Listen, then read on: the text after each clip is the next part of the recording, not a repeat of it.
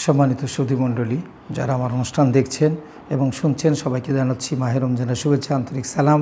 MR video টিভির পক্ষ থেকে আপনাদের জানাচ্ছি অভিনন্দন। আসসালামু আলাইকুম রহমতুল্লাহ।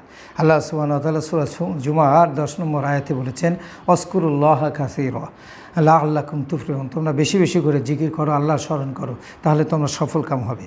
এই জন্য রাসূল করিম সাল্লাল্লাহু আলাইহি ওয়াসাল্লামের আমরা হাদিস পাই, নবীজি বলেছেন, আফজালুল যিকরি, সবচেয়ে উত্তম জিকির হচ্ছে লা ইলাহা ইল্লাল্লাহ। সবচেয়ে উত্তম জিকির হচ্ছে লা ইলাহা ইল্লাল্লাহ।